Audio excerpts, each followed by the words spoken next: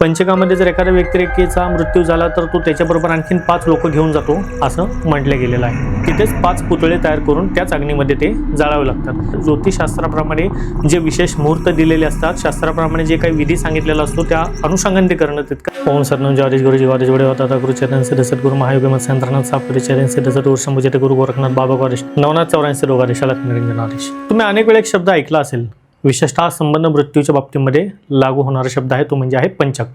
अनेक वेळा आसपास एखादी मयत झाल्याच्या नंतर किंवा मृत्यू झाल्याच्या नंतर कानी पडणारे शब्द आहेत की पंचकामध्ये मृत्यू झालेला आहे, मग त्यावेळेस काहीतरी विशेष विधी करावा लागतो किंवा तशा वेळी एखाद्याच्या मैतालाही जाऊ नये, अशा सुद्धा आपण बरेच वेळा शब्द आपल्या कानी पडलेले असेल। त्यामुळे पंचक म्हटलं की अनेक वेळा मनामध्ये एक भीती उत्पन्न होते की नक्की प्रकार काय आहे, मग एखाद्याच्या बऱ्या वाईट परिस्थितीमध्ये जावं की न जावं, अशा सुद्धा बरेच वेळा मनामध्ये प्रश्न उठतात।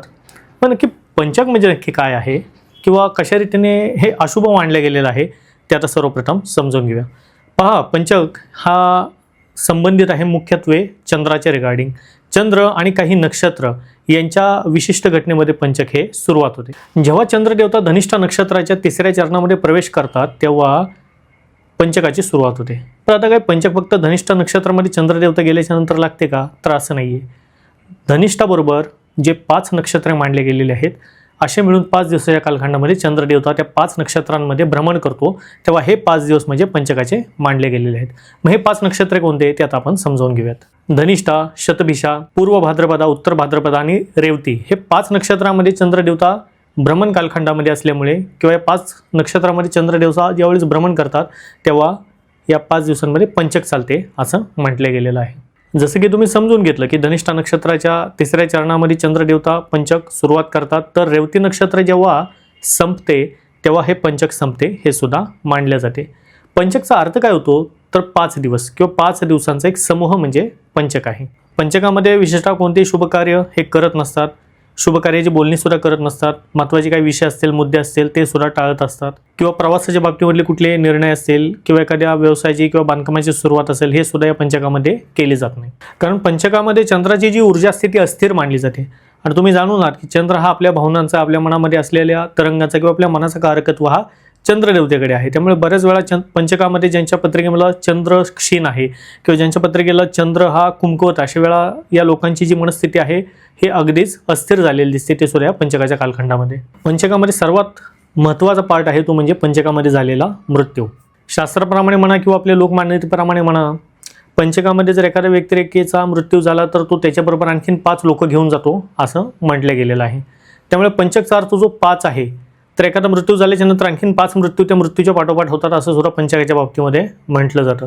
त्यामुळे हेच रिझन आहे की पंचक म्हटल्यानंतर लोक घाबरतात आणि पंचकाची शांती कर्म करताना सुद्धा ती व्यवस्थितरित्या करणं सुद्धा तितकंच महत्त्वाचं असतं। जे आचार्य असतात ते सुद्धा वेदवेत्ते किंवा परफेक्ट पद्धतीने पूजा करणारे हे असावे लागतात।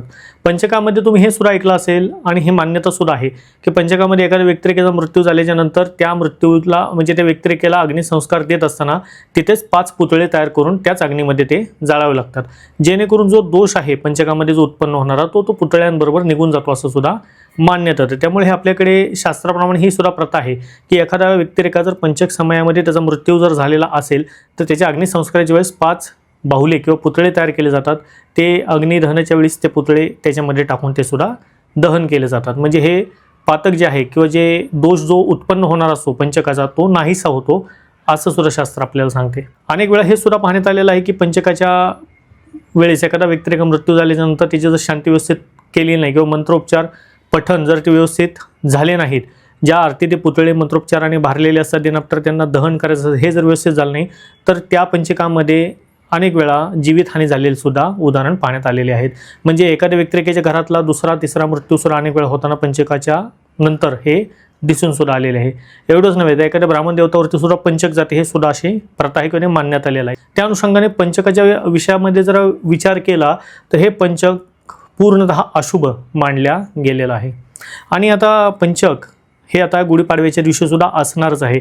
नक्की मग पंचक कधी लागत आहे त्या अनुषंगाने आपण पाहूयात। येणाऱ्या 16 मार्चला सायंकाळी 6:14 पंचक सुरुवात होणार आहे आणि हे पंचक संपणार कधी आहे तर 21 मार्चला पहाटे 2:27 म्हणजे जवळपास 16 तारीख ते 21 तारीख हे पूर्णपणे 5 दिवस पंचकाचेच असणार आहेत। पाडवा येत आहे, पाडव्याची तारीख आहे 19. मी जसं की यापूर्वीच्या पण व्हिडिओमध्ये मी तुम्हाला सांगितलेलं आहे की यंदाचा जो पाडवा आलेला आहे याच्यावरती पंचक म्हणजे पंचकामध्येच हा पाडवा असून त्याच्यामध्ये अमावस्या तिथी ही सुद्धा सकाळी सूर्योदयाच्या नंतर संपत आहे. त्यामुळे कुठेतरी मुहूर्त म्हणा किंवा या गोष्टी व्यवस्थितरित्या करणं आपल्याला महत्त्वाचं आहे. मग पाडव्याच्या दिवशी गुढी उभा करण्याचा जो मुहूर्त आहे तो गुढी उभा करायचा मुहूर्त पण तुम्हाला मी सांगितलेला आहेच आहे. त्या पिरियडमध्ये तुम्ही खऱ्या अर्थी तर गुढी उभा केली पाहिजे. कारण अनेकशे यूट्यूबवरती व्हिडिओ अध्यात्माच्या बाबतीमध्ये असे सुद्धा माहिती पसरवताना दिसतात की तुम्ही गुढी कधी सुद्धा उभी करू शकता, या वेळेमध्ये करा, त्या वेळेमध्ये करा, दिवसभर केली चालेल. हे खऱ्या अर्थी जर पाहिलं तर ज्योतिषशास्त्राप्रमाणे जे विशेष मुहूर्त दिलेले असतात, शास्त्राप्रमाणे जे काही विधी सांगितलेला असतो त्या अनुषंगाने ते करणं तितकंच महत्त्वाचं असतं. त्यामुळे तुम्ही प्रयत्न करा की जो मुहूर्त तुम्हाला मी गुढी पाडव्याच्या व्हिडिओमध्ये सांगितलेला आहे त्याच्यामध्ये तुम्ही गुढी उभी करण्याचा.